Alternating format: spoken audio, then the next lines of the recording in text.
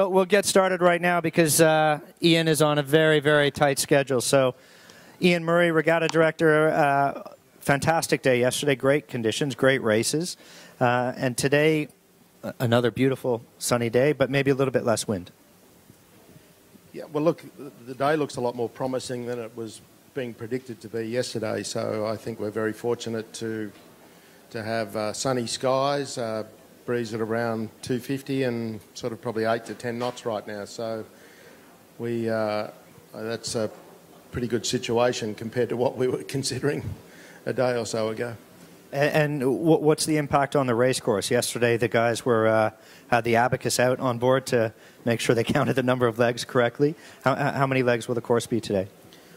Well, if the breeze is around at 250, and I'll just show you this. So this is the course that I've briefed them with this morning, and it's rotated around. And the theory behind this is that we either have to get the course in the rock in the middle of the course so that they have equal opportunities on either side, or we have to move to one side and the race course be fair. So we've tried to, the finish will still be in the same place, and we've rotated the course and pushed it slightly further to the top of the page there. Once again, it's pretty short in leg length, 0.6 of a mile. I think we're somewhere, if we're in the 8 to 10 knot range, we're probably on an 8-leg course. And of course you can see this start has flipped from what it was yesterday, where they're starting on Port, which we trialled in Portsmouth, which was a new thing in the cup racing, and all the VIP spectator boats are obviously down the other flank of the course. If some of the other weather predictions come true, we go back to yesterday's course where it's rotated round to the left. The island comes back into play. A little more difficult course for us with the island in the middle. Maybe a bit more interesting. The feedback from the sailors was that generally they liked it. It committed them to going to the casino and things. So look, we need to get down to the race course and get down there just to make it clear. Try and get this set up early so that when people come they know whether we're left or right-handed for the day. All right, thank you. Any questions for Ian, folks? Look, the tide is so minimal, it's not worth worrying about. It's all about the gusts with these boats. The performance increase, through that 8 to 12 knot range with another millimetre of wind is enormous. So it's all about the wind and the wind angle and can you get up on foils. I think that's the critical part, and you'll see the downwind sails come out today, which puts it changes the playbook on the boats and the emphasis on crew work and that handling and jibing. If they thought they were busy on 10-leg courses yesterday and the downwind sails come out, they really know they're alive today. So a couple of other things that have happened.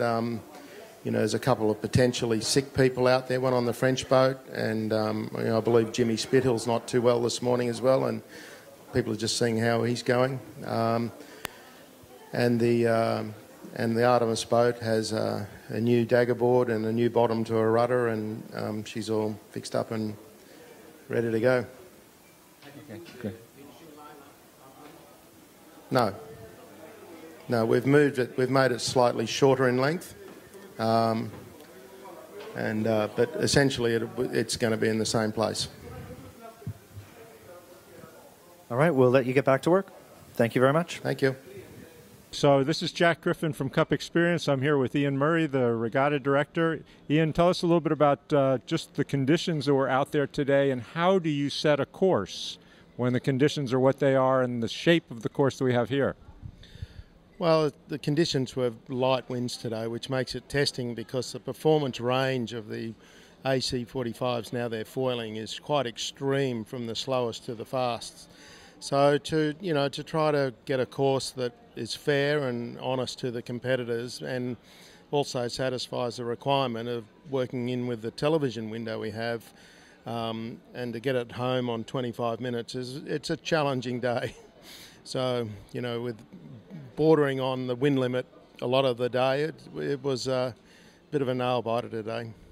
And what variables do you have in terms of being able to vary the course in terms of number of legs, where you set the marks? How do you handle that to fit the time limit? Well, look, all of that's quite difficult. Now we're on moored marks. In the past, where we had movable marks, it was, you know, we had a lot more flexibility. But now we're on moored marks. Our options for shortening the course or moving the course are very limited. So, you know, as in the lighter breezes, there's probably some options. In the windier days, there's almost no options. So, look, it's very much, you know, we're relying on our experience to get it right and sort of, you know, looking in the sky to make a prediction on whether the breeze, and, you know, we started the last race in 8 and finished in 5, and that performance drop off in that range is quite extreme. So, you know, we ran a little bit long, but, you know, we got 2 races in today, which was a blessing. Quite an achievement to get 2 races in. So the AC45Fs, when they're not foiling, how much drag do the boards add, and how does that affect the speed when they're in displacement mode? Well, I think when they can't fly 2 hulls, you know, the drag is immense, and the boats are noticeably slower than they used to be. If they can get up on on 1 hull, you know, it's not too bad. I don't think the performance is that dramatically less. But then, of course, when they get up on the foil, you know, it's warp factor. Yeah, then they're off to the races. Now, there was a big mix-up in terms of the leaderboard in the last race. We saw Team France winding up in 3rd place again, which they've done a couple of times. What are you seeing in the fleet in terms of how these guys are mastering the boats, given the small amount of training time they've been able to get in them? Look, I think they're learning the boats and understanding. There's a lot of variables: wing settings, cambers, twists, and then you add in daggerboard controls, rudder, rake elevations, crew combinations. You know, there's infinite number of variables here for them to wrestle with, and some of them are dialing in. And, you know, you saw Artemis, you know, good start, dialed in, gone. And New Zealand obviously did a nice job in the last race as well. So it's interesting, you know, we started the last race, the last double points race, 3 boats that tied for the lead. I think anyone could have won. Winner takes all in the end. Yeah, pretty exciting day. Looking forward to Bermuda. How do the teams get ready for Bermuda? How much training time are they allowed to have, and how do you get ready for Bermuda? Well, we're gathering data all the time on these boats. The boats are new to us as well as the competitors. So, you know, luckily we track them. We have a good database of speed, so we can start to build, you know, some performance indicators for us to work with. So that's what we need to do, but I'm quite happy. You know, our software's working well. You know, we started 4 races on time. We finished them all in good time, and we had good races. So, you know, our little team on the water, you know, we've had a good week. Yeah, have to be happy with that. Well, listen, thanks for your time. We'll let you get away, and we'll see you in Bermuda. This is Jack Griffin from Cup Experience, together with Minister Grant Gibbons, Minister of Economic Development from Bermuda. Minister Gibbons, what did you think of the show here? Well, I think it was fantastic. The city and obviously the whole organization did a terrific job. I'm not sure how the government managed to produce such good weather, but maybe we can learn something in Bermuda if they can find a way to guarantee that. But 2 great days of racing, obviously very different. We were told that Gothenburg would be a little closer to the Bermuda experience, a little more intimate and than Portsmouth was, and I think that certainly met expectations. The hospitality has been fantastic. And the racing was good too. Now, what do we have to look forward to in October when we come to Bermuda for this? What sort of plans, or what are your expectations and hopes for that event? Well, we hope it'll be a wonderful event. We hope lots of people will come. I can say for one thing for sure, the water will be a lot warmer. It was 30 degrees centigrade the last time I checked, and the water will be a little bluer as well. But hopefully you'll see some Bermuda hospitality. where if you've been to Bermuda, it's going to be organized for the World Series along Front Street. So we'll have the team bases on one end and the hospitality all the way along up to what's known as All Boys Point. Sir Russell says that they'll actually have the finish line in Hamilton Harbor, so it should be quite exciting with some of the racing out in the Great Sound, which will be a little different than the finals in 2017, which will be all out in the Great Sound. And of course, there the event village will be at what's known as the Royal Naval Dockyards, which is a historic site up in the west end of the island. It could be pretty exciting with a couple of boats coming through Two Rock Passage. How do we handle that? I think that's what everybody is waiting for, to see 2 or 3 boats trying to scream through this very narrow piece of water between 2 islands at the same time. But I think that'll add to the excitement. And I think Bermuda's getting very enthusiastic about this. I think you'll see a lot of Bermudians out. Sailing is certainly in our DNA. As an island people, we've been on the water for many, many years. So I think it's going to be very good for us. We're certainly seeing a lot more interest and seeming enthusiasm from Bermudians viewed from the outside. What does it feel like in Bermuda, how the feeling, the emotions are developing? Well, I think there was a tremendous amount of excitement in the beginning when, in December of last year, the Bermuda was announced as the host venue. We had a parade all the way from the airport with Sir Russell and myself holding the cup in a mini with children along the way and flags waving and everything else. I think people have been waiting to see how things build up to the first race. So I think this will be a nice dress rehearsal, a warm-up for the finals in 2017. But lots of people coming in. We're getting great visibility out of this. It was nice to see Bermuda and lots of places out on the water today. So I think all very good for us. And obviously we look forward to having as many people come as can do so. Great. Well, thanks very much. We look forward to seeing you in Bermuda. I'll be there for sure, and I'm sure everybody will want to see the event there. Great. Thanks, Jack. Okay. Please welcome your hosts, Guy Swindle and Tucker Thompson.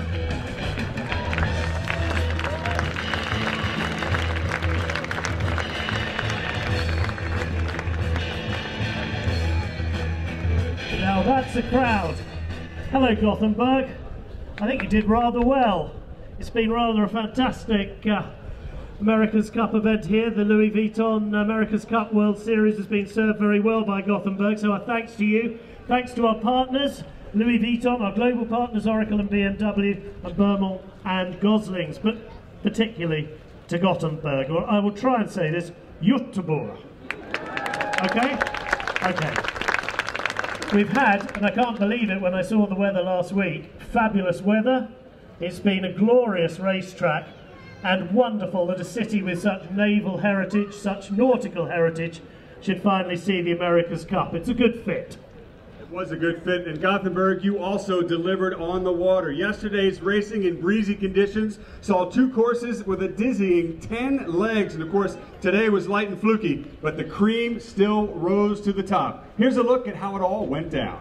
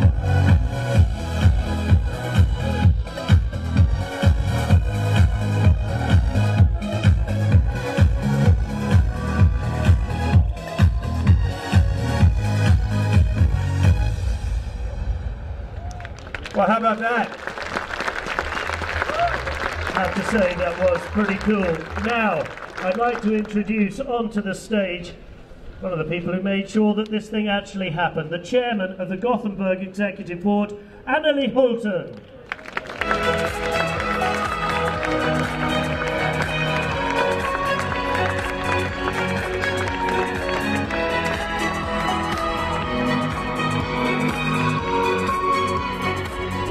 Just a very quick one, Anneli, and has it worked for you and for Gothenburg, this event? I think it worked perfectly, especially when it comes to weather. I couldn't believe my eyes this morning. I thought it was going to rain, as it sometimes does in Gothenburg. But it didn't. It has been marvelous weather and good wind conditions as well, especially yesterday. So I think it has been really good. And quite a few people have found this place again. We were here earlier this summer when we had the Volvo Ocean race, and it seems like people are finding this place well to come to. I think we do. Now, we will start to introduce the teams. So if we move over this way. Thank you very much, Anneli. It's time to meet our team. In 6th position over the weekend, please welcome from France, Groupama Team France. Arnaud Jarligan, Van Levihan, Thierry Fouchier, I'm sorry Thierry, and Frank Camas. Well, Frank, not a bad finish. That 3rd place was pretty good in that last race. Yeah, it's good for the mind, good for the spirit, and I hope we finish in the same position, the overall result next time. Very good, ladies and gentlemen, Groupama Team France.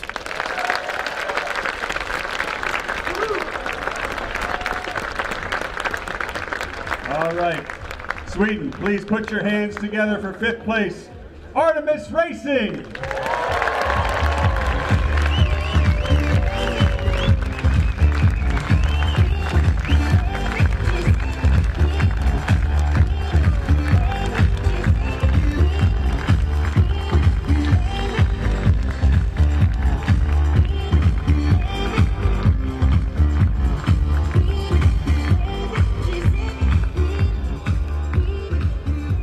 So Nathan Allerich, we all know you're driving the boat, and we all had eyes on you this morning. A rough start to the regatta, but you nailed it in that first race today. Tell us about it. Yeah, it was really awesome to get off the line, good shape, and when we got to Mark 1, Percy did a great job of just keeping everyone calm, making sure we made good calls the whole way around and just stretched our lead out. So, you know, it's been a tough few days here for us, you know, with the capsize on, was it Friday, and then you know, hitting the rocks yesterday. But our short team did an awesome job. Everyone's been positive all weekend, and it was awesome to get a race win today. Well, you proved to Sweden and to the rest of the world you guys know how to win. It's a long game looking towards the America's Cup, so good luck in the future. Artemis Racing.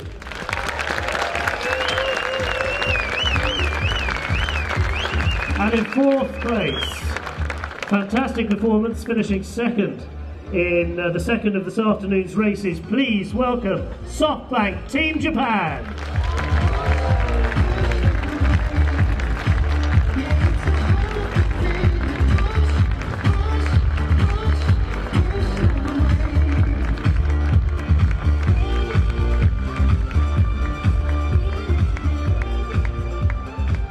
Well, Dean, that was a very nice run in that 2nd race, and a pretty good day in all for your team.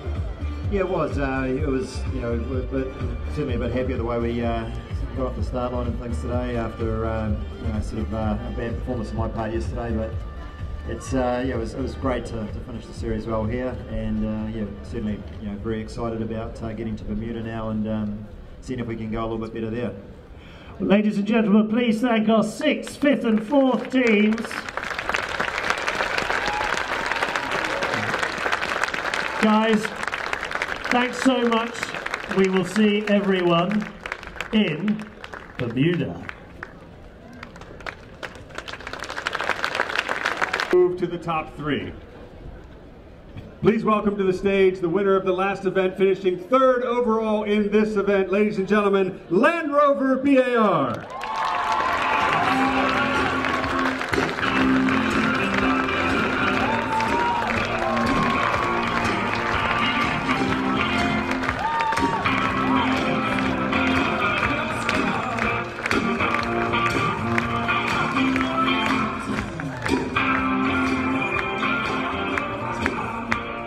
Sir Ben Ainsley is certainly a familiar face and a formidable one on the sailing circuit. Ben, give us an overview of the weekend's racing for you guys.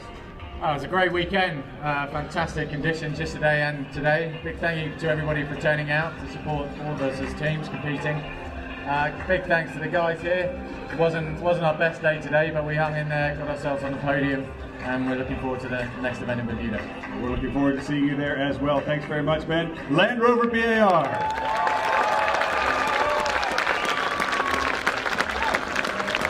Now, while the medals are being given out, please welcome our next team on stage, the team that finished second. Please welcome Oracle Team USA.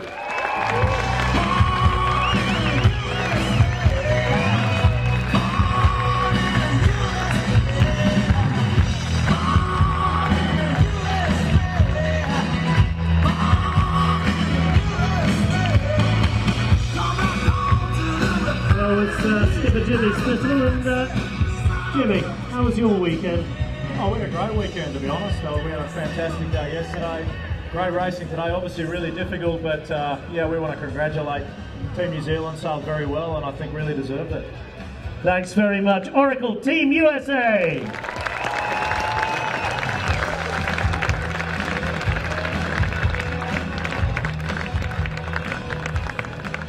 And now, ladies and gentlemen, please welcome to the main stage the winner of the Louis Vuitton America's Cup World Series Gothenburg, Emirates Team New Zealand.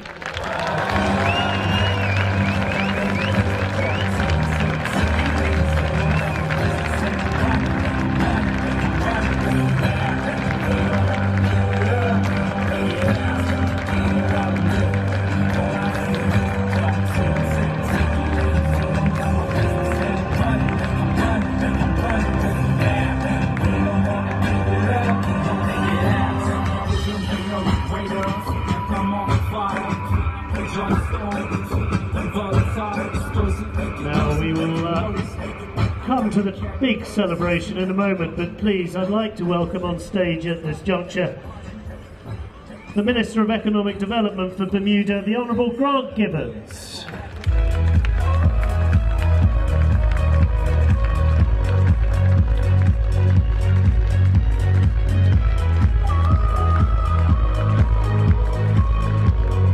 Well, Minister, you've seen what Gothenburg can provide.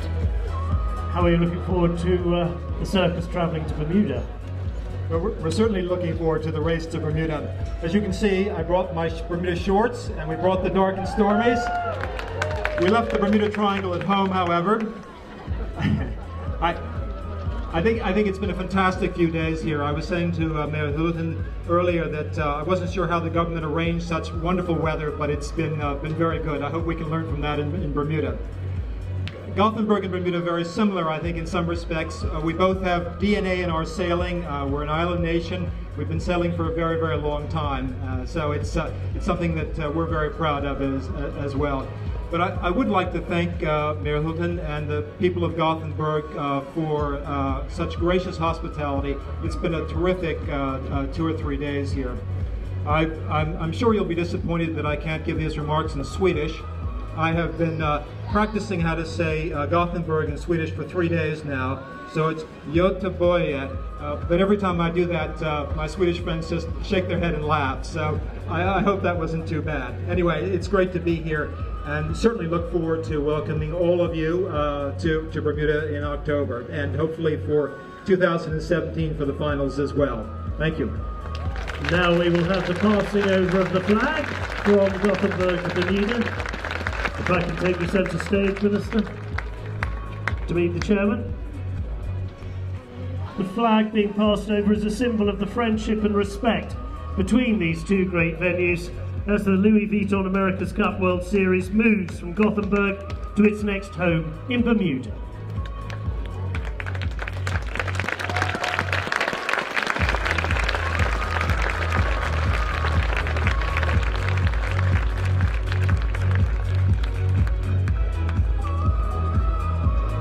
Thank you very much.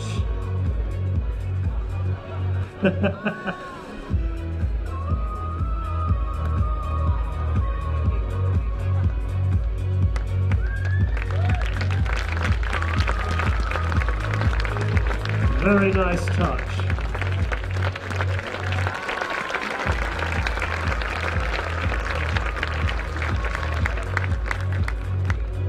Thank you so much. And now let's hear from our winners. Glenn Ashby is the skipper, Peter Burling is the helmsman. Peter, we'll start with you. Give us your thoughts on the overall weekend here in Gothenburg. Yeah, obviously when we first got here the weather wasn't the best, but yeah, it's absolutely amazing what it's turned out for this weekend, and I couldn't have asked for better conditions yesterday and today, and the sunshine and racing these high performance boats around. Nice job, you made it look easy. And Glenn, second place in the last event, first place now. Your thoughts looking forward to the Louis Vuitton America's Cup World Series in Bermuda? Yeah, look, obviously a great event here, and you know, really looking forward to Bermuda, the sailing there. You know, we're all here to race, and that's exactly what we did today. The racing was fantastic, and just really big thank you to Gothenburg and all the people out there that came and watched, and it's fantastic to see the support, and I hope you really enjoyed it. We certainly have, so thank you very much. Well guys, congratulations. Once again, we're going to present you with the brand new Louis Vuitton travel bag to the winners, and also the trophy designed by local Gothenburg artist Helena Gibson.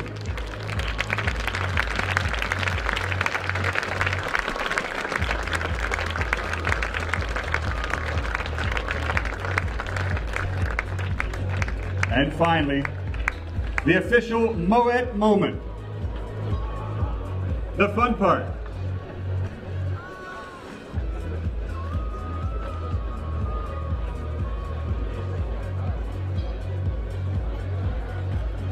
Ladies and gentlemen, once again, the winner of the Louis Vuitton America's Cup World Series Gothenburg, Emirates Team New Zealand.